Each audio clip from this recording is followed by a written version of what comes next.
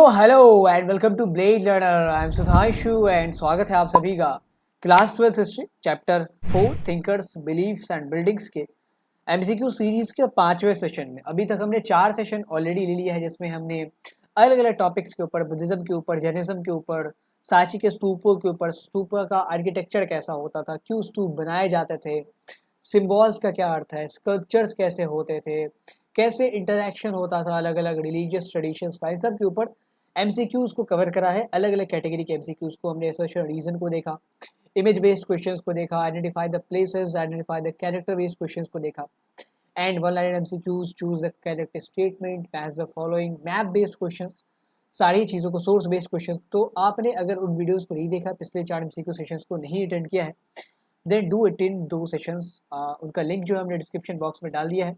And इससे पहले के चैप्टर्स के सेशन को अटेंड करने के लिए भी हमने जो पूरी की पूरी जो प्लेलिस्ट तैयार करी है, जिसमें हर एक चैप्टर के एमसीक्यू सेशंस को कंपाइल करा गया है, तो आप वहाँ से जाके एक एक करके सारे सेशंस को अटेंड कर सकते हैं एंड क्वेश्चंस को अटेम्प्ट ज़रूर करें वहाँ पर। Now starting this last session with the level 1 से शुरुआत करते हैं। जैसा कि आप सबको पता है, लेवल 1 में हमारे पास 10 क्वेश्चन होते हैं, वन लाइनर एमसीक्यूज या कह लें तो स्टैंड अलोन एमसीक्यूज, जहाँ पे आपको जो आंसर है वो एक सेंटेंस या एक वर्ड में चुनना होता है। तो उसी तरह सबसे पहला जो क्वेश्चन हमारे पास 361st question, where this sculpture has been found, की ये जो मूर्ति है वो कहाँ पाई गई है। यहाँ पे आपके सामने एक मूर्ति है, गौतम बुद्ध की ये मूर्ति है। आपको बताने की what is the name of place where this sculpture has been found, क्या ये कांधार में पाई गई है, क्या ये तक्षशिला में पाई गई है, क्या ये पेशावर में पाई गई है, क्या ये मथुरा में पाई गई है। एंड आपको ये भी बताना है इसके साथ कि तक्षशिला किस कंट्री में पड़ता है। बहुत सारे बच्चों को ये कन्फ्यूजन होता है कि तक्षशिला पाकिस्तान में है या अफगानिस्तान में है। तो आपको हमें बताना है कि तक्षशिला किस कंट्री में, पाकिस्तान या अफगानिस्तान। एंड इसके अलावा आपको ये भी बताना है कि ये मूर्ति कहाँ पाई गई है, इन चारों में से किस जगह पे पाई गई है, कांधार, तक्षशिला, पेशावर या मथुरा।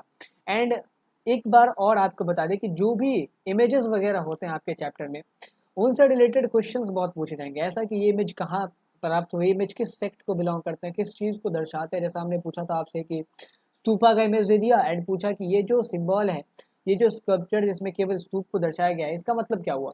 तो अगर आपने उस सिंबल के कॉन्टेक्स्ट को नहीं समझा है कि स्तूप के सिंबल से हम लोग क्या समझते हैं, महापरिनिर्वाण के कॉन्टेक्स्ट को वहाँ पे दर्शाया गया, महापरिनिर्वाण को वहाँ पे डिपिक्ट करा गया। ऐसे ही एम्प्टी सीट और ट्री का सिंबल है, वो क्या डिपिक्ट करता है, तो वो डिपिक्ट करता है कि बुद्ध यहाँ पे मेडिटेट कर रहा है and soon he will get एनलाइटेड।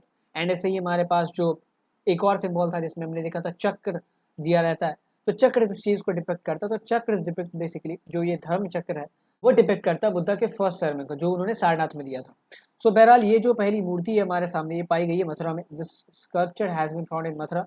And ये जो तक्षशिला, ये पाकिस्तान में पड़ता है, ना कि अफगानिस्तान में। Now moving to the next question, 362nd question, which of the following deities not focused in the cult of Vaishnavism, की कौन से देवता वैष्णववाद के पंथ के केंद्रित, मतलब केंद्र में नहीं आते, मतलब उनकी ज़्यादा पूजा नहीं की जाती है। क्या विष्णु की ज़्यादा पूजा नहीं की जाती, क्या राम उनके सेंटर ऑफ फोकस नहीं होते, क्या कृष्ण उनके सेंटर ऑफ फोकस नहीं होती, या दुर्गा उनकी सेंटर ऑफ फोकस नहीं होती। 4 यहाँ पे डेटी का नाम आपके सामने दिया गया। आपको बताने कि वैष्णविज्म पंथ के जो लोग हैं वो इन चारों में से किस देवता को अपना सेंटर ऑफ अट्रैक्शन नहीं मानते, सेंटर ऑफ फोकस नहीं देते, उनके ऊपर सेंट्रलाइज नहीं होते, विष्णु, राम, कृष्ण और दुर्गा। तो आप सबने देखा था कि वैष्णविज्म में किस चीज़ को पूजा जाता है, तो विष्णु से रिलेटेड हर एक सिंबल को, हर एक अवतार को उनके पूजा जाता है। तो विष्णु तो हमारे मेन डेटी है, राम उनके अवतार है तो उनको भी पूजा जाएगा, फिर कृष्ण उनके अवतार है तो उनको भी पूजा जाएगा। Now coming to the Durga, तो दुर्गा जो है वो वैष्णविज्म उतनी इनको इंपॉर्टेंस नहीं दी जाती। दुर्गा के लिए जो देवी वगैरह है, गॉडेसेस वगैरह, उनके लिए एक अलग ही कल्ट है शक्तिज्म का, जहाँ पे लोग तंत्र मन के थ्रू, ये जो तांत्रिक वर्शिप है यही से निकल के आता है। तो वहाँ पे ये जो जितने भी गॉडेसेस हैं वगैरह, उनकी पूजा की जाती है। तो दुर्गा जो है वो फोकस ऑफ अट्रैक्शन नहीं होती हमारे वैष्णविज्म की। So the correct answer will be option D. Now coming to the next question, 363rd question, की अकॉर्डिंग टू वैष्णविज्म विष्णु के कितने अवतार हुए थे। वैष्णव मत के अनुसार विष्णु ने कितने अवतार लिए थे धरा पे, धरा मतलब पृथ्वी पे। क्या 8 अवतार लिए थे, क्या 7 अवतार लिए थे, क्या 10 अवतार लिए थे, या 11 अवतार लिए थे। 8, 10, 7, 11 सही जवाब कमेंट बॉक्स और चैट बॉक्स दोनों ही जगह पे बताना है। 8, 7, 10, 11 बहुत इजी सवाल है ये। आप सभी को पता है कि वैष्णविज्म में विष्णु को तो पूजा जाता ही है, बल्कि उनके जितने भी अवतार हुए थे, चाहे वो नरसिंह अवतार हो, परशुराम अवतार हो, वारा अवतार हो, कच्छप अवतार हो, वामन अवतार हो, राम अवतार हो, कृष्ण अवतार हो, इन सब को पूजा जाता है। सो टोटल कुल मिला के ऐसा माना जाता है कि विष्णु के 10 अवतार हैं, जिनमें से आपने राम के बारे में पढ़ा होगा, कृष्ण के बारे में पढ़ा होगा, नरसिम्हा के बारे में पढ़ा होगा, फिर परशुराम के बारे में पढ़ा होगा, वारा के बारे में पढ़ा होगा, कश्यप के बारे में पढ़ा होगा। तो ये सारे विष्णु के अलग अलग अवतार हैं एंड इसीलिए इनको दशावतार कहा जाता है। तो 363 क्वेश्चन का आंसर जो है वो ऑप्शन सी होने वाला। 10 अवतार होते हैं टोटल विष्णु के according to the text of Vaishnava. Now coming to the next question 364th question कि in the form of saviour worship. Saviour worship क्या है? हमने किसी एक डेटी को या किसी पर्टिकुलर पुरुष को या महिला को ऐसा मान लिया कि ये अब हमारा उद्धार करेगा या ये अब हमारा उद्धार करेंगी, ये हमें मुक्ति दिलाएंगे। जैसा हमने देखा था महायान वाले भी सेवियर वर्शिप को फॉलो करते हैं। हीनियन वालों ने क्या कहा था, एक्चुअली आपको हीनियन नहीं बोला चाहिए, जो महायान सेक्ट के फॉलोअर्स है वो हीनियन बुलाते हैं। हीन मतलब क्या? छोटा, लेसर व्हीकल। हीनियन वाले खुद को थेरवड़ा कहते हैं, those who follow the path of elders. तो आपको थेरवड़ा बुलाना चाहिए। तो थेरवड़ा स्कूल ऑफ फिलोसफी के लोग क्या मानते हैं कि हमें सेवियर वर्शिप नहीं करनी चाहिए। बुद्धा ने कहा था कि आप खुद के लैंप को, आप खुद के लिए अपनी मसाल बने। आपको अगर सैल्वेशन चाहिए, आपको लिबरेट होना है, तो आप खुद ही खुद के साधन हो। आपको कोई हाथ पकड़ के आपकी नैया पार नहीं लगाने वाला। लेकिन महायान वालों ने क्या कहा था कि बुद्धा हमारी नैया पार लगाएंगे या बोधिसत्व हमारी नैया पार लगाएंगे। For that what we will have to do, हमें क्या करना पड़ेगा? तो उनकी पूजा करनी पड़ेगी, हमें उनको पूजना पड़ेगा। बड़ी बड़ी मूर्तियों को बनाया जाने लगा। यही सेवियर वर्शिप का कॉन्सेप्ट हिंदुज्म में भी आता है, जहाँ से हमने देखा था वैष्णविज्म आता है। विष्णु को सेंट्रलाइज करके लोग पूजना शुरू करते हैं, विष्णु के अवतारों को पूजना शुरू करते हैं। फिर शैविज्म का कॉन्सेप्ट आता है, जहाँ पे शिव के अवतारों को, मतलब शिव के फॉर्म को, अलग अलग फॉर्म को लोग पूजा शुरू करते हैं। बहुत सारे लोगों ने मूर्ति में पूजा शुरू करी, बहुत सारे लोगों ने लिंग में पूजा शुरू करी, बहुत सारे लोग इष्टलिंग में पूजा शुरू करते हैं, जहाँ पे वो लोग बाजूबंद बांधते थे। ऐसे ही शक्तिज्म का कॉन्सेप्ट देखा। तो जो सेवियर वर्शिप है, इसमें भगवान और भक्त के बीच के बॉन्ड को क्या कहा जाता है, क्या बंधन को क्या कहा जाता है? क्या इसे साधना कहा जाता है, क्या इसे भक्ति कहा जाता है, क्या इसे बलि कहा जाता है? नॉट बाली, बलि कहा जाता है, या इनमें से कोई नहीं। मतलब सेवियर वर्शिप आप ही हमारे अब उद्धार करता है, हमारा नैया आप ही पार लगाएंगे। हमारी जो नैया है, मतलब हमें लिबरेट करना है, हमारी जो भी इच्छा कामना है उसको आप ही पूर्ण करेंगे। तो इस फॉर्म में क्या हुआ कि बहुत सारे लोगों ने एक डेटी को सेंट्रलाइज कर लिया, एक डेटी के ऊपर अपना फोकस पूरी तरीके से डिविएट कर दिया। अब क्या होता है, जब आप एक व्यक्ति के ऊपर पूरा फोकस सेंट्रलाइज कर दोगे, तो अब आप उसके साथ भक्ति यानी कि प्रेम रस में डूब जाते हैं। And now you have became the devotee. इस फॉर्म को कहते हैं भक्ति। साधना भी नहीं है, बलि भी नहीं है। So this form, this bond between the devotee and the god in the saviour worship, ये जो उद्धारकर्ता वाली पूजा होती है, जिसमें हमने महायान के कॉन्सेप्ट को देखा, शैविज्म को देखा, वैष्णविज्म को देखा। उद्धारकर्ता मतलब क्या? हमने सौंप दिया अपने आप को कि आप ही हमारी नैया पार लगाएंगे। चाहे वैष्णविज्म में देखें तो परशुराम की पूजा की जा रही है, कहीं पे राम की पूजा की जा रही है, कहीं पे कृष्ण की जा रही है। So all these are form of bhakti tradition. Bhakti tradition मतलब आपने और हमने एक ऐसा बॉन्ड बना लिया है जो प्रेम से, जो इश्क से। जैसे आप सूफीज्म में देखेंगे तो वहाँ पे इश्क की बात की जाती है। इश्क is the divine form of love. जब ये सबसे ऊपर फॉर्म चला जाता है, प्रेम जब सबसे चरम उत्कर्ष पे होता है, तो उसे इश्क कहते हैं अकॉर्डिंग टू सूफीज्म। तो वहाँ पे भी सेवियर वर्शिप का कॉन्सेप्ट है। तो दिस इज द कॉन्सेप्ट। तो ये जो बंधन है भक्त और भगवान के बीच, डिवोटी और गॉड के बीच, इसे हम लोग कहते हैं डिवोशन, या अदर फॉर्म में कहते तो भक्ति। डिवोशन से भी ज़्यादा जोर पड़ेगा अगर आप भक्ति कहें सिंपली। तो भक्ति इज सिंपल, अलग टर्मिनोलॉजी है, ठीक है, थोड़ा सा और ये डीप है डिवोशन से। सो दिस इज द कॉन्सेप्ट है। जो सेकंड ऑप्शन ये हमारा सही होगा कि जब हम उद्धारकर्ता मानते हैं किसी एक डेटी को या किसी एक गॉडेस को या किसी एक गॉड को, तो जो भक्त और देवता के बीच का बंधन होता है, जो रिलेशन होता है, उसको हम लोग भक्ति कहते हैं। ना साधना, नहीं बलि, बल्कि भक्ति। Now 65th question is which of the following deity is symbolised by linga, के लिंग के प्रतीक के तौर पे किस देवता को हम लोग दर्शाते हैं? किस देवता का प्रतीक जो है वो लिंग है? दुर्गा माता का प्रतीक लिंग है, या विष्णु का प्रतीक लिंग है, या परशुराम का प्रतीक लिंग है, या शिव का प्रतीक लिंग है? बहुत इजी क्वेश्चन, आप सबको पता है किसके लिए लिंग का इस्तेमाल हम लोग करते हैं। तो लिंग का इस्तेमाल, जो ये कोनिक शिव का लिंग आप लोग देखते हैं, इसका इस्तेमाल किसके लिए करा जाता है? तो इसका इस्तेमाल करा जाता है फॉर शिव, शिव के लिए करा जाता है। तो correct answer will be option D. Now coming to the next question 366 question की the Barabar caves was constructed on the order of Ashoka the Great for the use of। आपको पहले तो ये बताना है कि Barabar caves are located in which state, किस राज्य में लोकेटेड है, किस राज्य में अवस्थित है ये। एंड यहाँ पे पूछा जा रहा है कि ये अशोका द ग्रेट ने बनवाया था, लेकिन किसके यूज़ के लिए बनवाया था? क्या उन्होंने बौद्ध भिक्षुओं के यूज़ के लिए बनवाया था? क्या उन्होंने जैन भिक्षुओं के इस्तेमाल के लिए बनवाया था? क्या आजीविका तपस्वी के इस्तेमाल के लिए बनाया था, मतलब आजीविका एसेटिक्स जो वैरागी होते थे उनके लिए बनवाया था, या किन्हीं और के लिए बनवाया था? तभी आपका आंसर डी होगा। तो आपको सही जवाब कमेंट बॉक्स और चैट बॉक्स दोनों ही जगह पे दे रहा है। अशोका ने बनवाया था ये, ऑब्वियसली सेकंड या थर्ड सेंचुरी बीसी के आसपास का होगा। कहाँ पे बनवाना था, कहाँ पे बनवाया था, ये भी आपको बताना है कि in which state this caves are located. क्या ये महाराष्ट्र में है, आंध्र प्रदेश में है, कहीं पे भी लोकेटेड हो सकता है, आपको बताना है हमें। सो एंड इसका भी जवाब आपको कमेंट बॉक्स और चैट बॉक्स दोनों ही जगह पे देना है। अगर आपको दिक्कत हो रही है तो please pause the video and then attempt the question. Buddhist monks, Jain monks and Ajivika तपस्वी, बहुत सारे लोग आई एम श्योर कि वो ए ऑप्शन को अटेम्प्ट कर रहे होंगे क्योंकि बौद्ध धर्म के खुद थे अशोका, तो शायद इन्होंने ये जो गुफाएं हैं वो बौद्ध भिक्षुकों के लिए बनाई होगी, क्योंकि गुफाओं का बनवाने का मकसद ही ये होता था कि जो राहगीर वगैरह है, भिक्षु वगैरह है, वो वहाँ के रह सके एंड उनको कोई दिक्कत ना हो अपने लिबरेशन के पाथ में, अपने तपस्वी जीवन जीने के पाथ में, रास्ते में। लेकिन ये जो बराबर की गुफा है, पहले तो ये बिहार में लोकेटेड है, ठीक है, आप तस्वीर भी देख सकते हैं, आपके सामने स्क्रीन पे आ रही होगी। एंड ये जो है ना, ये ना तो बौद्ध भिक्षुओं के लिए बनवाई गई थी, ना ही अशोका ने जैन भिक्षुओं के लिए बनवाई थी। अशोका के बारे में आपको हमने जब सेकंड चैप्टर पढ़ा था तो आपको बताया था कि अशोका बहुत ज़्यादा बढ़िया से डाइवर्सिटी को मैनेज करता है। उनके ज़माने में आजीविकास की भी बहुत अच्छी खासी पॉपुलेशन थी एंड आजीविकास की का जो पीक पॉइंट था वो उनके फादर बिंदुसार के समय में पहुंचा था।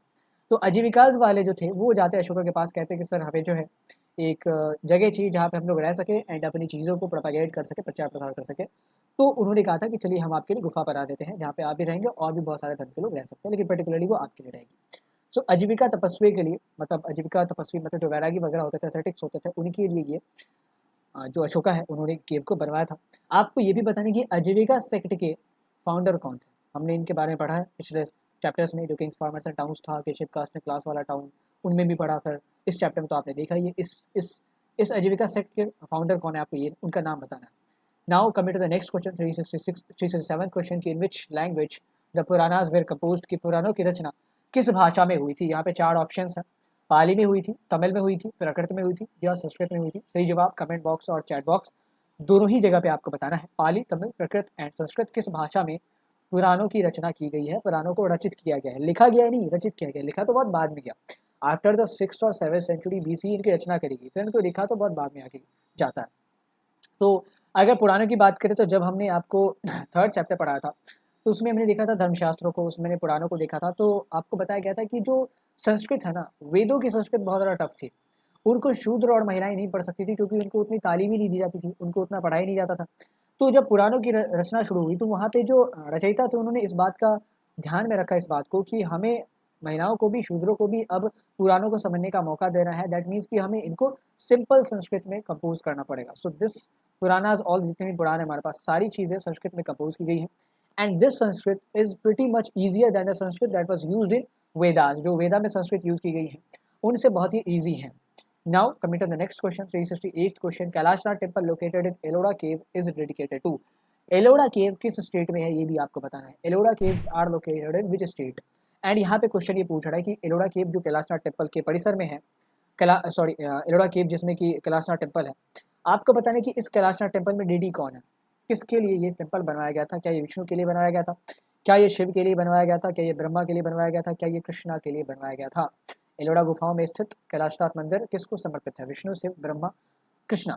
ये बहुत इजी क्वेश्चन है, अगर आप कैलाशनाथ केवल इस नाम को देखेंगे तो आपको जवाब मिल जाएगा। कैलाश में कौन रहता है, कैलाशपति। कैलाश के अधिपति कौन है, हमारे शिव, भोले बाबा, महाकाल। तो जो सही आंसर होगा that will be option B, Shiva is the correct answer. Ellora की गुफाओं में कैलाशनाथ मंदिर जो है वो शिव के लिए बनवाया गया था। And why it is special, तो स्पेशल इसलिए है क्योंकि एक तो ये आर्टिफिशियल केव्स के अंदर बनाया गया है एंड ऊपर से ये सिंगल रॉक को काट के बनाया गया है, तो ये बहुत ज़्यादा खास हो जाता है। जो स्कल्पचर्स थे उनको खुद आश्चर्य हो रहा था कि हमने क्या बना दिया, बहुत बढ़िया मूर्ति है, one of the best stone sculptures में से आता है। वर्ल्ड हेरिटेज साइट भी इसको घोषित किया यूनेस्को के द्वारा। तो आप कभी भी अगर महाराष्ट्र विजिट करें, वहीं पे एलोरा की गुफाएं हैं एंड वहीं पे आप कहेंगे तो अजंता की भी गुफाएं हैं, तो आप उनको ज़रूर विजिट करें। Now coming to the next question, 369th question, where this sculpture of Vishnu has been found, की ये जो मूर्ति है विष्णु की वो कहाँ मिली है। This murti has been found in Mathura, क्या एहोल में मिली है, क्या अयोध्या में मिली है, या देवगढ़ में मिली है। मथुरा, एहोल, अयोध्या या देवगढ़, इन चारों में से किस जगह पे ये जो मूर्ति है विष्णु की वो हमें मिली है। तो आप गौर से इस मूर्ति को देखें एंड इस मूर्ति की जो तस्वीर है वो आपके बुक में दी गई है। इमेज जितनी भी बुक में होती है, आई एम अगेन रिपीटिंग कि आप इमेज से जुड़ी इन्फॉर्मेशन ज़रूर याद रखें। एक वो कहाँ मिली है, कभी कभी दिया होता है कि किस ईस्वी से बिलोंग करती हैं ये, तो आपको वो भी ध्यान रखना है। अगर उस स्कल्पचर को किसी ने बनवाया है तो उसका अगर इन्फॉर्मेशन दिया तो वो भी याद रखना है। मतलब 2-3 बुलेट पॉइंट्स में आप सम अप कर ले सारी इमेज को, तो आपसे कभी भी इमेज बेस्ड क्वेश्चन छूटेंगे ही नहीं। ना केवल इमेज बेस्ड क्वेश्चन बल्कि उनसे अगर इनडायरेक्टली कुछ भी पूछा जा रहा है तो वो भी आपसे नहीं छूटेगा। तो ये जो मूर्ति है विष्णु की मूर्ति है एंड ये one of the earliest temple में स्थापित की गई थी। एंड अगर अब एविडेंसेस की बात करें तो अभी जो surviving one of the earliest temple है वो देवगढ़ में लोकेटेड है। देवगढ़ हमारा यूपी में पड़ता है। एंड ये जो देवगढ़ है, यहीं पे वैसे तो टेम्पल्स को बनवाने का सिलसिला शुरू हुआ था 3rd सेंचुरी सी के बाद से, 3rd या 4th सेंचुरी सी के बाद से। लेकिन अभी जो हमारे पास वर्तमान में सर्वाइविंग अर्लीस्ट टेम्पल है, मतलब जो one of the earliest temple भी है एंड उसके रिमेन्स अभी तक बचे हुए हैं, मतलब हम देख सकते हैं उनको, वो देवगढ़ में लोकेटेड है। And this temple is dedicated to Vishnu. तो ये जो डेटी हैं वो यहीं पे प्लेस किए गए हैं, देवगढ़ में ही लोकेटेड है। मंदिर आप देखेंगे। अच्छा, पहले लोग बोलते थे कि मंदिर जब 3rd सेंचुरी सी में या 4th सेंचुरी सी में बनवाने का सिलसिला शुरू हुआ है, तो उससे पहले लोग कहाँ जाते थे पूजा पाठ करने? उससे पहले छोटे छोटे श्राइन्स होते थे। श्राइन्स को आप कंफ्यूज ना करें, श्राइन्स और टेम्पल एक ही होता है। श्राइन इज मतलब कोई भी प्लेस जहाँ पे लोग पूजने जाते हैं। कोई मूर्ति वहाँ पे लोकेटेड हो सकती है, कोई पत्थर भी हो सकता है। जैसे आप गाँव देहात अगर जाएंगे तो वहाँ पे छोटे छोटे गाँव में पीपल के पेड़ के नीचे या बरगद के पेड़ के नीचे लोग पत्थरों को स्थापित कर देते हैं और कहते हैं कि ये फलाने भगवान है, चलाने भगवान है, पूजा करनी शुरू कर देते हैं। That is example of shrine. जब हमने उसी जगह पे उस परिसर को इनक्लोज कर दिया बड़े से बिल्डिंग में एंड गर्भगृह बना दिया जहाँ पे वो डेटी प्लेस हो गई, अब मंडप बना दिया, गेटवे बना दिया, तो वो टेम्पल हो गया। टेम्पल में तो श्राइन होगा ही होगा, क्योंकि shrine is the place where the deity is worshipped. लेकिन हर एक श्राइन टेम्पल हो ये ज़रूरी नहीं है, क्योंकि बरगद के नीचे अगर आप पूजा कर रहे हैं वो भी श्राइन है, लेकिन वो टेम्पल तो नहीं कह सकते। This is a simple shrine. तो उससे पहले लोग श्राइन्स में विजिट करते थे। आप भक्ति सूफी रेडिएशन के चैप्टर को जब पढ़ेंगे, अगर आपने पढ़ा भी होगा, तो वहाँ पे देखा होगा कि अलवर थे वैष्णविज्म के 12 सेंट्स, वो तकरीबन 108 विष्णु के श्राइन को इंडिकेट करते कि यहाँ यहाँ विष्णु की पूजा की जा सकती है। एंड उनमें से मोस्ट ऑफ द जगह पे आजकल मंदिर है। फलाने राजाओं ने या जो भी वहाँ पे आता है, जिन्होंने भी पढ़ा वैष्णविज्म के बारे में थोड़ा बहुत जाना, तो उन्होंने वहाँ पर फिर मंदिर बनाया। Earlier there shrine only, and after वहाँ पे जब मंदिर का कंस्ट्रक्शन हो गया तो वो अब टेम्पल बन गया। ठीक है, टेम्पल के अंदर तो श्राइन होगा ही होगा ऑब्वियसली, क्योंकि जब पूजने जाते हैं तो श्राइन को ही पूजने जाता है ना। Temple is a place, temple is a place basically, and shrine is the spot जहाँ पे हम पूजने जाते हैं, जहाँ पे हम लोग देवी देवताओं को लोकेट करते हैं, इंस्टॉल करते हैं। So this is the scenario. Deogarh में जो मूर्ति है वो लोकेटेड है विष्णु की, एंड जो देवगढ़ का टेम्पल है वो जो अर्लीस्ट टेम्पल है वो विष्णु को ही डेडिकेटेड है। सो अब आगे बढ़ते हैं, नेक्स्ट क्वेश्चन को देखते हैं। 370th question, the earliest temple only had small loop connected to the doorway. Doorway से जो कनेक्टेड रहता है, दरवाजे से, जो मतलब अर्लीस्ट टेम्पल पे सबसे प्राचीन मंदिरों को जब आप देखेंगे, जैसे देवगढ़ के मंदिर को अगर आप देखें, तो वहाँ पे एक दरवाजा है और एक ही रूम है जहाँ पे डेटी को प्लेस किया गया। तो उस रूम को क्या कहते थे? Room was called dash dash dash dash. क्या कहते थे उस रूम को? उस रूम को शिखर कहते थे, या गोपुरम कहते थे, या मंडप कहते थे, या गर्भगृह कहते थे। एक ही रूम है, उसमें देवताओं को या देवी को प्लेस किया गया है, एंड उसमें दरवाजा लगा दिया हमने, डोरवे से कनेक्ट कर दिया उसको। तो उस रूम को क्या कहेंगे? शिखर कहेंगे, गोपुरम कहेंगे, मंडप कहेंगे, या गर्भगृह कहेंगे? आपको सही जवाब कमेंट बॉक्स और चैट बॉक्स दोनों जगह पे बताना है। शिखर, गोपुरम, मंडप एंड गर्भगृह। एंड डोंट फॉरगेट कि कल जो हमारी वीडियो है विजयनगर अम्पायर के ऊपर वो आ रही है, मोस्ट अवेटेड वीडियो, बहुत दिनों से आपका इंतजार था, एंड हमने पूरी कोशिश की है कि जितनी ज़्यादा चीज़ उसमें कर सके उतनी की है हमने, एंड जितने ही कॉन्सेप्ट को क्लियर कर सके आपके लिए, सारी कॉन्सेप्ट हमने वहाँ पे क्लियर किए हैं। तो ये जो जगह है, सबसे पहले क्या होता है ना, टेम्पल में जहाँ पे हम लोग भगवान को रखते हैं उस रूम को हम लोग कहते हैं गर्भगृह। तो अगर एक भी रूम बना हुआ वहाँ पे भी हमने अगर भगवान को रखा है तो that will be called as गर्भगृह।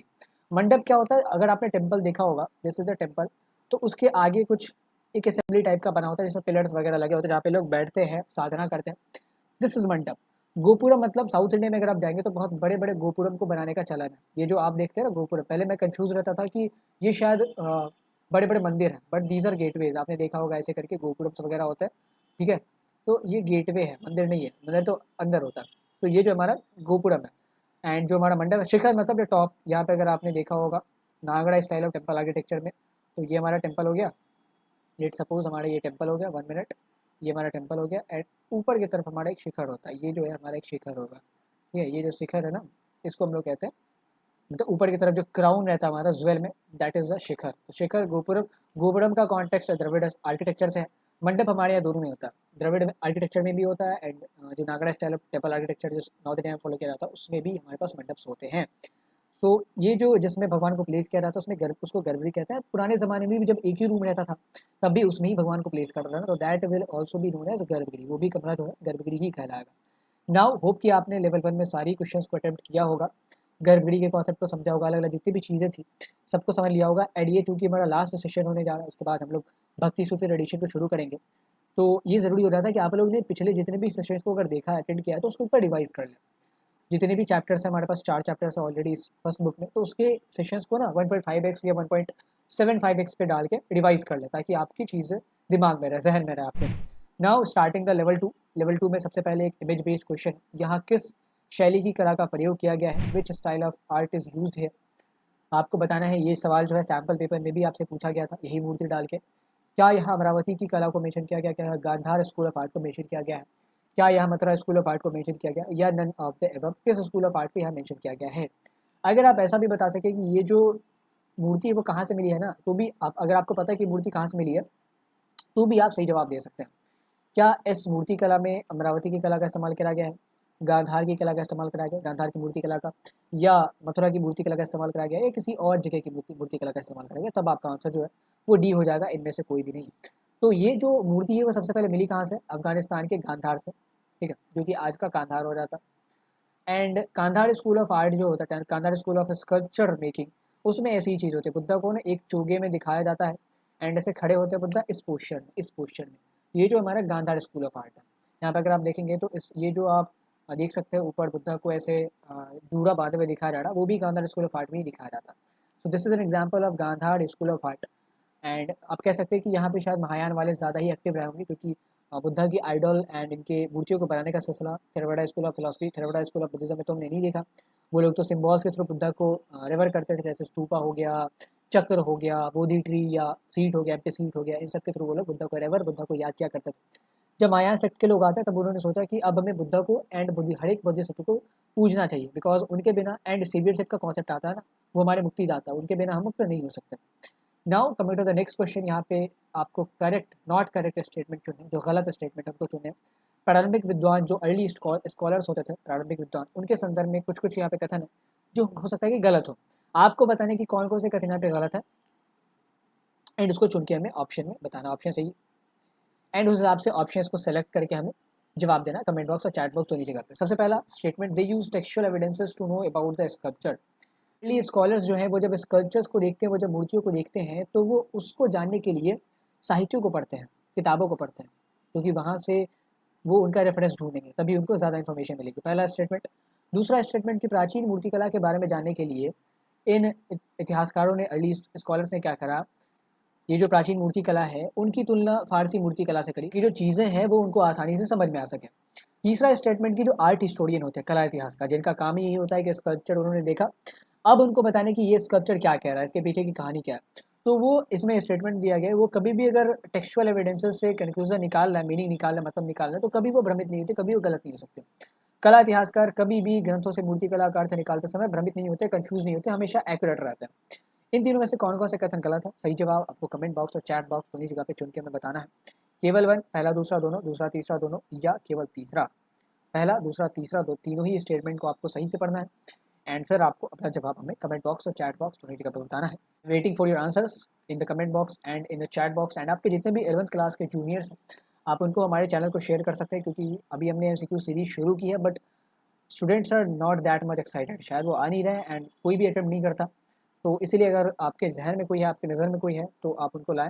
एंड इस तरीके से जब कॉम्पिटेटिव माहौल एक क्रिएट होगा जैसा आपके 12th क्लास में होता है, तो वहाँ पे भी लोग इंटरेस्टेड होंगे एंड उनका भी थोड़ा सा फ़ायदा हो पाएगा and we will also be motivated to make contents for them. उसके बाद यहाँ पे 3 स्टेटमेंट है। पहला स्टेटमेंट अगर देखें तो ये स्टेटमेंट सही है। जब भी अर्ली स्कॉलर्स या आर्ट हिस्टोरियंस किसी मूर्ति को देखते हैं, तो वो उसका जो रेफरेंस है वो किताबों में ढूंढने की कोशिश करते हैं, ग्रंथों में ढूंढने की कोशिश करते हैं। उसके बाद initially they compare the ancient Indian sculptures with the Persian art to know about them. जब ब्रिटेन के अर्ली हिस्टोरियंस या ब्रिटेन के आर्ट हिस्टोरियंस ने इन मूर्तियों को देखा, तो उन्होंने इनको कंपेयर किया ग्रीक आर्किटेक्चर से, क्योंकि ग्रीक आर्किटेक्चर से वो लोग, ग्रीक मूर्ति कला से, ग्रीक स्कल्पचर आर्ट से वो लोग पहले से वाकिफ थे, पहले से वो लोग इनसे अवेयर थे। लेकिन पर्शियन आर्किटेक्चर से वो लोग कैसे अवेयर हो सकते हैं, पर्शियन आर्ट से या पर्शियन स्कल्पचर से कैसे वो लोग मुखातिब हो सकते हैं, कैसे अवेयर हो सकते हैं? तो this statement is incorrect. Early historian कौन थे, अर्ली स्कॉलर्स कौन थे, यूरोपियंस थे ना। तो यूरोपियन किसको रेफर करेंगे, ऑब्वियसली ग्रीक आर्ट को या रोमन आर्ट को। पर्शियन आर्ट को तो पढ़ ही नहीं सकते, क्योंकि पर्शियन आर्ट से तो खुद ही अवेयर नहीं है। तो सेकंड स्टेटमेंट इज इनकरेक्ट। तो सेकंड स्टेटमेंट का जिक्र ऑप्शन बी में है, ऑप्शन सी में। एंड ऑप्शन बी में अगर देखें तो फर्स्ट स्टेटमेंट को गलत बताया गया, क्योंकि फर्स्ट स्टेटमेंट सही है। तो हमारा ए, बी और डी तीनों ही डिस्कार्ड हो गया। हमारा करेक्ट आंसर क्या आएगा, ऑप्शन सी। इस तरीके से जैसे जैसे आप स्टेटमेंट पढ़ते जाए, वैसे वैसे तुरंत ही आप ऑप्शंस को एलिमिनेट करते जाए। इससे क्या होगा, आपका समय बहुत बचेगा। जैसे यहाँ पे थर्ड स्टेटमेंट हमने पढ़ा भी नहीं, फिर भी हमने आंसर आपको बता दिया। वैसे भी थर्ड स्टेटमेंट देख लेते हैं, कला इतिहासकार कभी भी ग्रंथों से मूर्ति कलाकार से निकालते समय भ्रमित नहीं होते, होते हैं भ्रमित। हमने बहुत बार कहा कि कन्फ्यूजन के माहौल में वो लोग भी जाते हैं। शलभंजिका के कॉन्सेप्ट में वो लोग कन्फ्यूज थे। फिर महाबलीपुरम में जो अभी तक एक बहुत बड़ा पत्थर मिला जिसमें अलग अलग दृश्यों को दर्शाया गया, उसमें बहुत सारे जो इतिहासकार वो कन्फ्यूज है। बहुत सारे लोग कह रहे हैं कि इसमें गंगा नीचे उतर रही है, उनका दृश्य है। बहुत सारे लोग कह रहे हैं कि अर्जुन तपस्या कर रहे हैं महाभारत के लिए। उसका दृश्य है या कुछ और भी है, पता नहीं। तो कला इतिहासकार बहुत बार ग्रंथों से मूर्ति कला निकालते समय भ्रमित भी होते हैं, कंफ्यूज भी होते हैं एंड कभी कभी विफल भी होते हैं। सो तीसरा स्टेटमेंट इज इनकरेक्ट, कि वो कभी भ्रमित नहीं होते, वो भ्रमित होते हैं। सो द करेक्ट आंसर भी option C, 2 and 3 statements here are incorrect. ये जो तीसरा स्टेटमेंट है वो गलत है। Now coming to the next question, 373rd question के which of the following statements regarding the earliest temple are correct, कि प्राचीन मंदिरों के संबंध में निम्नलिखित में से कौन सा कथन सही है। पहला कथन, the temple of Deogarh was built in 5th century CE and is dedicated to Vishnu, की देवगढ़ का जो मंदिर है वो 5वीं शताब्दी में बनाया गया था, जो विष्णु को समर्पित है। फिर दक्षिण भारत के मंदिरों में विशाल गोपुरम बनाए जाते हैं। अजंता की गुफाओं में स्थित कैलाशनाथ मंदिर कृत्रिम गुफाओं में मंदिर निर्माण का एक बहुत अच्छा उदाहरण है, कि कैसे एक आर्टिफिशियल केव में मंदिर आप बना सकते हैं। इसका एक बहुत अच्छा एग्जाम्पल है कैलाशनाथ मंदिर, जो कि अजंता केव्स में लोकेटेड है। आपको इन तीनों में से बताना है कौन कौन सा जो कथन है वो सही है। क्या केवल दूसरा सही है, क्या पहला दूसरा दोनों सही है, क्या केवल तीसरा सही है, या ऑल ऑफ द एबव। एक एक करके तीनों स्टेटमेंट को पढ़ें एंड देन आप अपने आंसर को अटेम्प्ट करें। पहला स्टेटमेंट अगर आप देखें तो देवगढ़ का मंदिर 5वीं शताब्दी में बनाया गया था, जो कि विष्णु को समर्पित है। देवगढ़ का मंदिर जो बनाया था वो गुप्ता रूलर्स ने बनवाया था, and Gupta rulers were highly incline towards the Vaishnavism. तो ये जो टेम्पल है वो ऑब्वियसली विष्णु को ही समर्पित होगा, एंड ये 5वीं शताब्दी में कंप्लीट भी हुआ। तो पहला स्टेटमेंट इज करेक्ट। दूसरा, दक्षिण भारत में मंदिर में विशाल गोपुरम बनाए जाते थे, ये भी सही है। आपने अगर तंजावुर के बृहदेश्वर टेम्पल को देखा होगा या विरूपाक्ष टेम्पल को देखा होगा हम्पी के, या आप मीनाक्षी टेम्पल के गोपुरम को देखेंगे तो बड़े बड़े गोपुरम इसलिए बनाए जाते थे ताकि लोग दूर से ही समझ सके कि ये मंदिर यहाँ पे लोकेटेड है, ये मंदिर उसकी, ये गोपुरम उसकी भव्यता को दर्शाते थे। दक्षिण भारत में मंदिर में विशाल गोपुरम बनाए जाते थे, बहुत बड़े बड़े द्वार गेटवेज बनाए जाते थे। दोनों ही स्टेटमेंट सही है। या तो हमारा आंसर ऑप्शन बी होगा या ऑप्शन डी होगा। Then the option 3, then the statement 3, Ajanta की गुफाओं में स्थित कैलाशनाथ मंदिर कृत्रिम गुफा में मंदिर निर्माण का एक बहुत अच्छा उदाहरण है। ये पार्शियली ट्रू है। कैलाशनाथ मंदिर जो है कृत्रिम गुफाओं में मंदिर निर्माण का एक बहुत अच्छा एग्जाम्पल जरूर है, लेकिन ये अजंता की गुफाओं में लोकेटेड नहीं है, ये एलोरा की गुफाओं में लोकेटेड है। सो अगर ऐसा होता है कि एलोरा की गुफाओं में लोकेटेड जो स्थित मंदिर है कैलाशनाथ वो कृत्रिम गुफाओं में मंदिर निर्माण का एक बहुत अच्छा उदाहरण है, तभी ये स्टेटमेंट हमारा सही होता, नहीं तो ये स्टेटमेंट गलत है। या दैट मीन्स कि हमारा जो पहला और दूसरा स्टेटमेंट है वही सही है केवल। So the correct answer will be option B, 1 and 2 statement are correct. Now where this sculpture has been found, ये जो मूर्ति है वो कहाँ मिली है। सबसे पहले आपको ये बताना कि जो मूर्ति है वो किनकी है। देन आपको ये बताना कि मूर्ति कहाँ मिली, मथुरा में, देवगढ़ में, अहोल में या रामेश्वरम में। मथुरा, देवगढ़, अहोल या रामेश्वरम। यहाँ पे आप देख सकते हैं किसी डेटी की तस्वीर है, एंड ये जो मुखौटा पहना हुआ उन्होंने, ये कोई इंसान का मुखौटा लगता नहीं है, शायद किसी पिग का मुखौटा लगता है। तो आपको ये बताना कि जो मूर्ति है वो कहाँ मिली है। अगेन एक इमेज बेस्ड क्वेश्चन है। ये जो मूर्ति है वो हमें साउथ इंडिया से मिली है, एंड ना तो देवगढ़ साउथ इंडिया में है, ना ही मथुरा साउथ इंडिया में है, केवल साउथ इंडिया में अहोल है एंड रामेश्वरम। बट ये जो मूर्ति है वो हमें मिली है अहोल से, ठीक है, अहोल से मिली है। This is the sculpture of Vishnu, ये विष्णु का स्कल्पचर है, विष्णु की मूर्ति है। एंड विष्णु यहाँ पे क्या कर रहा है उससे रिलेटेड एक आगे क्वेश्चन है कि विच अवतार ऑफ विष्णु इज डिपिक्टेड है। इस मूर्ति में किस अवतार को दर्शाया गया है। क्या वामन अवतार को दर्शाया गया है, क्या वारा अवतार को दर्शाया गया है, क्या कच्छप अवतार को दर्शाया गया है, क्या नरसिंह अवतार को दर्शाया गया है। तो अभी अभी आपने देखा ना, तो यहाँ पे कछुए का जिक्र है, नहीं यहाँ पे शेर बने हुए विष्णु, नहीं यहाँ पे बौन है मतलब ब्राह्मण बने हुए विष्णु। तो लास्ट में बचता क्या है, लास्ट में बचता 12 यानी कि बोर। तो यहाँ पे जो विष्णु है वो बोर बने हुए हैं, एंड ऐसा कहा जाता है उन्होंने पूरी पृथ्वी को निगल लिया था बचाने के लिए उसको। तो यहाँ पे जो विष्णु के 12 अवतार है उसको दर्शाया गया। साउथ इंडिया में विष्णु के 12 अवतार ये सब बहुत पॉपुलर थे। मथुरा वगैरह के रीजन में कृष्ण अवतार बहुत पॉपुलर थे। अवध यूपी बिहार के रीजन में, क्योंकि यूपी बिहार में मिथिला भी आता है, तो वहाँ पे राम बहुत ज़्यादा पॉपुलर थे। कृष्णा जो है मथुरा और ब्रज रीजन में बहुत पॉपुलर है। धीरे धीरे कृष्ण, राम और इन सबको ना एक सेक्ट के अंदर बांध दिया गया। लोगों ने कहा कि ये अलग अलग नहीं है, ये सारे विष्णु के ही अवतार है। तो अब जो वैष्णविज्म का दीक्षित साउथ इंडिया में 12 अवतार की पूजा कर रहा है, वो अब कृष्ण के अवतार की भी पूजा कर पाता, वो अब राम के अवतार की भी पूजा कर पाता, वो अब परशुराम के अवतार की भी पूजा करता। सो दिस इज अ सिनेरियो। आज यहाँ पे जो विष्णु है उनको किस अवतार में दर्शाया गया, तो यहाँ पे उनको 12 अवतार में दर्शाया गया। So these are the questions of level 2। अब आपको लेवल 3 अटेम्प्ट करना है, इसमें सर्च रीजन क्वेश्चन एंड और भी बहुत सारे क्वेश्चन होंगे। Make sure that you the subscribe button and आगे चलते हैं, वीडियो को कंटिन्यू करते हैं। कमिंग टू द लेवल 3, यहाँ पे जो 376वां क्वेश्चन है एक अभिकथन और कारण का सवाल है। The early scholars from Europe tried to find out the meaning of ancient Indian sculptures by comparing them with the Greek sculptures। की यूरोप के प्रारंभिक विद्वानों ने, जो स्कॉलर्स थे, उन्होंने भारतीय मूर्ति कला की जो पता है, मूर्ति कला के बारे में, मूर्ति कला का जो अर्थ निकालना है वो इस तरीके से निकाला कि उन्होंने पहले ग्रीक स्कल्पचर्स के साथ उनकी तुलना की, एंड देन उनके साथ तुलना करने के बाद they try to figure out the meaning of those sculptures. Assertion का स्टेटमेंट ये कह रहा। रीजन का statement, the art historians and the scholars often go from familiar to unfamiliar in order to derive meaning from strange artifact. जब अजीब कलाकृतियाँ लोग देखते हैं, हमारे पास खास तौर पे जो कला इतिहासकार होते हैं, आर्ट हिस्टोरियन, जो कि स्कल्पचर्स वगैरह देख के हिस्ट्री को डिसाइफर करते हैं, वो जब ऐसी अजीब कलाकृतियाँ देखते हैं तो ऑफन वो लोग नोन से अननोन जाते हैं। नोन से मतलब जो चीज़ें अभी उनको पता है उनसे वो पीछे हो चुकी चीज़ों को पता लगाने की कोशिश करते हैं। इन दोनों स्टेटमेंट की पहले आपको सत्यता की जांच करनी है, ऑथेंटिसिटी की जांच करनी है, then you have to make the correct choices. अगर इन दोनों में से कोई भी स्टेटमेंट गलत है then your option will be इधर सी या डी। अगर दोनों ही सही है तो ए या बी होगा, then you will have to check. तब आपको चेक करना पड़ेगा ये कि क्या रीज़न का जो स्टेटमेंट है वो असर्शन के स्टेटमेंट को एक्सप्लेन कर पा रहा है, नहीं कर पा रहा।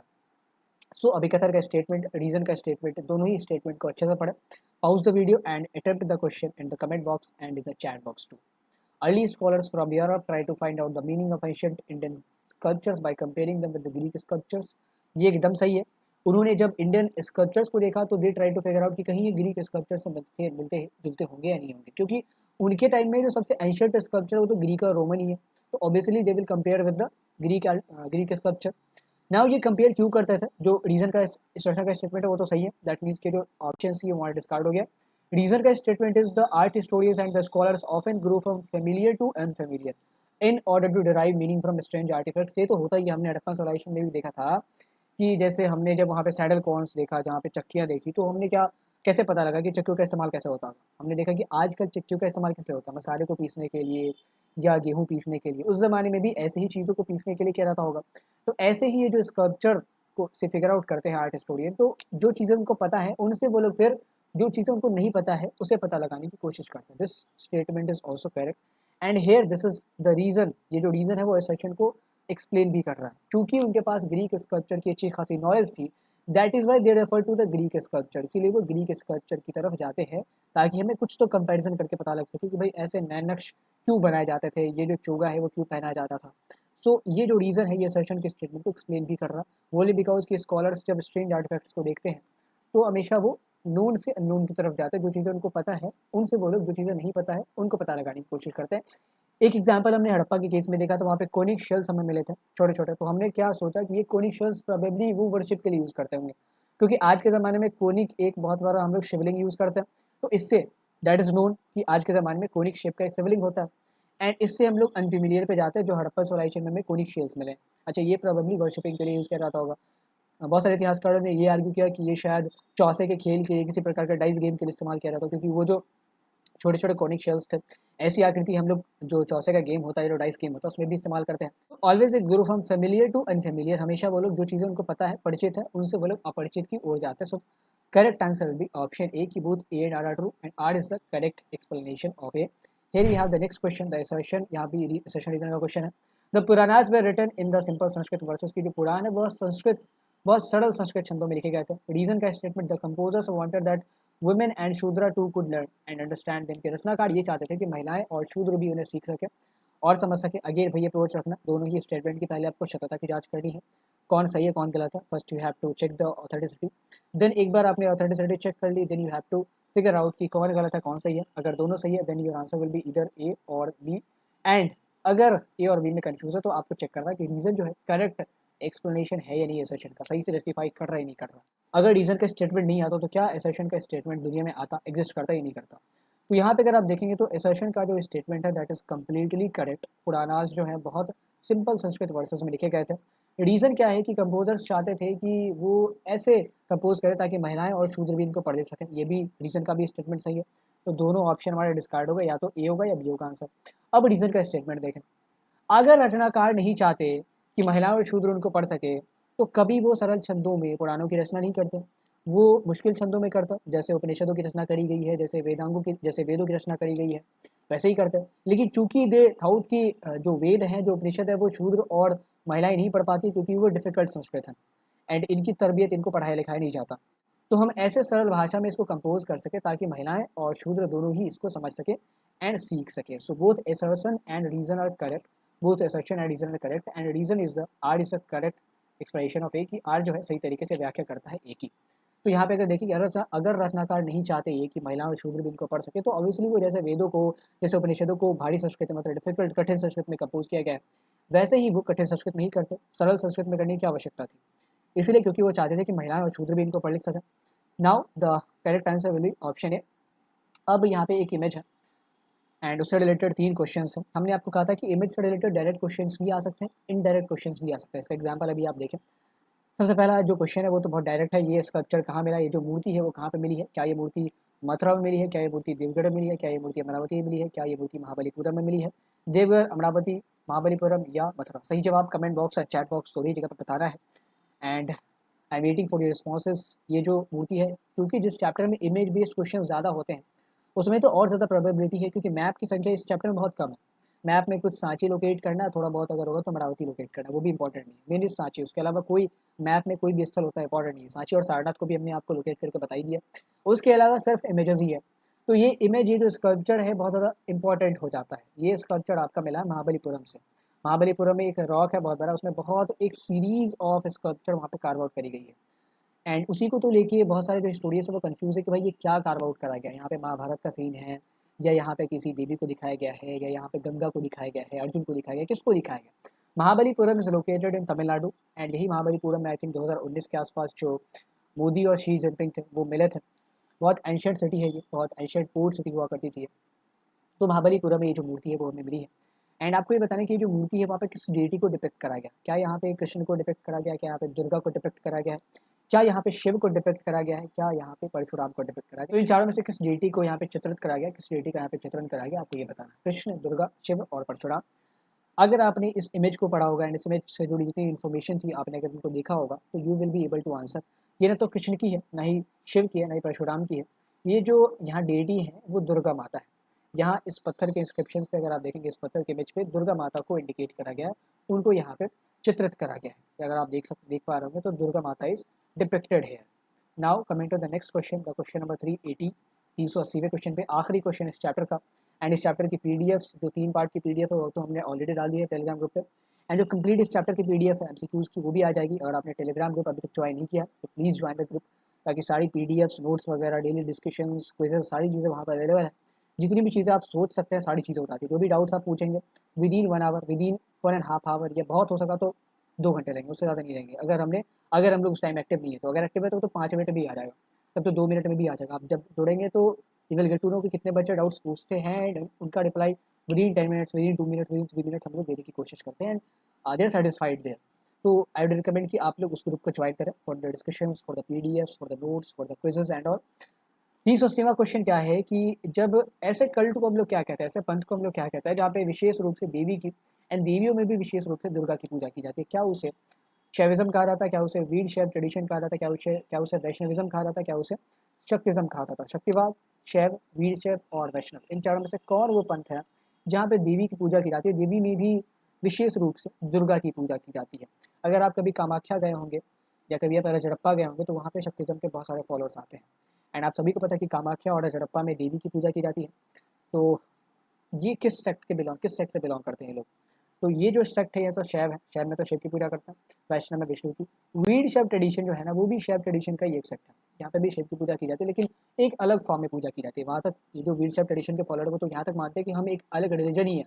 इनकी अच्छी खासी आबादी कर्नाटक के इलाके में, तो ये लोग 2-3 साल पहले प्रोटेस्ट वगैरह कर रहे थे कि हम एक अलग रिलीजन का दर्जा दो, हम खुद को हिंदुज़म से अलग मानते, क्योंकि जब इनके प्रैक्टिसेस को आप देखेंगे ये लोग मंदिर नहीं जाते, मुर्दे को जलाते नहीं है, दफनाते हैं। तो इसीलिए इनका मानना है कि हमें एक अलग रिलीजन बना के दो, लेकिन इनके रिलीजन में जो भी ये पंथ है यहाँ पे शिव की पूजा की जाती है। हालांकि अलग फॉर्म है, अलग वर्शिप रिचुअल्स है, लेकिन पूजा शिव की ही करी जाती है। सो the correct answer will be option है शक्तिवाद। शक्तिवाद में ही अगर आप कहें देवी की पूजा की जाती है, देवी में भी स्पेशली दुर्गा की पूजा की जाती है, विशेष रूप से दुर्गा की। तो कभी आप कामाख्या अगर जाएंगे या रजरप्पा जाएंगे तो दीज आर द प्लेसेस जहाँ पे शक्तिवाद के बहुत सारे फॉलोअर्स आते हैं। एंड शक्तिज्म में ही जो तांत्रिक पूजा है ना इसका बहुत ज़्यादा महत्व है। तो तांत्रिज्म का जो कॉन्सेप्ट है तांत्रिक वर्शिप का वो शक्तिज्म से ही निकला। तो वहाँ पे बहुत सारे जो तांत्रिक वर्शिप करने वाले लोग हैं वो वहाँ पे इकट्ठा होते हैं एंड साधना प्राप्ति के लिए वहाँ पे दिन रात तपस्या करते हैं। So that's all in this chapter, that's all in this session. Hope कि आपने इस चैप्टर को एंजॉय करा होगा एंड अगले वीडियो में हम लोग मिलेंगे एक नए चैप्टर के साथ, भक्ति एंड सूफी ट्रेडिशन। तब तक अगर आप इस वीडियो को अभी तक देख रहे हैं तो कॉन्ग्रेट्स, अगर आपने सारी ही क्वेश्चंस को अटेम्प्ट करा है तो we are so happy to have you as our learners, so amazing learners you are. And कल के दिन हमारा जो वन शॉट है, हमारा जो लेक्चर है आयन इंपीरियल कैपिटल विजयनगर के ऊपर वो रिलीज़ होने वाला है। आप सब लोग ज्वाइन हो जाइए, नोटिफिकेशन के लिए बेल आइकन को दबा लें, सब्सक्राइब कर लें अगर आपने अभी तक सब्सक्राइब नहीं किया तो। And thank you for watching, have a great day. अगर आपको ये कंटेंट अच्छा लगा तो प्लीज़ सब्सक्राइब दिस चैनल अगर आपने अभी तक नहीं करा तो। And you can press the like button, आप इसे शेयर भी कर सकते हैं if you find the content worth sharing them. Thank you for watching, have a great day.